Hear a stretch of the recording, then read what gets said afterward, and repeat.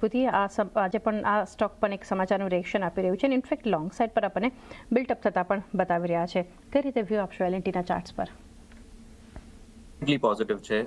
L&T અમે લોકોએ અમારા હાઉસમાં પણ રિસર્ચ હાઉસથી રિપોર્ટમાં પણ અમે લોકોએ મેન્શન કર્યું છે એ વન ઓફ આર ટોપિક્સ.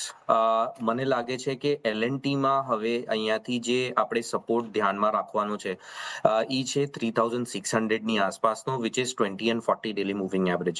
અને જે લાસ્ટ મંથ એલએનટી એ સપોર્ટ લીધો છે ફ્રોમ 200 ડેલી મૂવિંગ એવરેજ, અને ત્યાંથી જે heart of high bottom formation બનવાના શરૂ થયા છે એ પણ લેવલ બહુ જ ઇમ્પોર્ટન્ટ છે, which is 3500.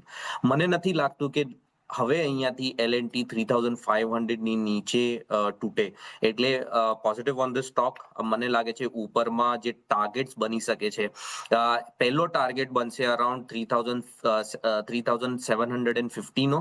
A short term target છે, મને ખબર છે કે થોડોક નાનો ટાર્ગેટ છે, પણ અત્યારે આ એક ટાર્ગેટ બની રહ્યો છે અને એની ઉપર અગર સસ્ટેન થઈ જાય છે તો મને લાગે છે પછી 3900 નો બીજો ટાર્ગેટ બને છે. એટલે આ બે ટાર્ગેટ ધ્યાનમાં રાખવા. પણ આ એક મીડિયમ ટર્મ માટે અને લોંગ ટર્મ માટે બહુ જ સારો સ્ટોક છે, એટલે આની અંદર આપણે લાંબા ગાળા માટે ધ્યાનમાં રાખવું, note in the short term. Long term એક ફોકસમાં રાખો. 3600નો સપોર્ટ, 3750ના પહેલા, 3900ના બીજા ટાર્ગેટ એલએનટી માટે ધ્યાનમાં રાખો.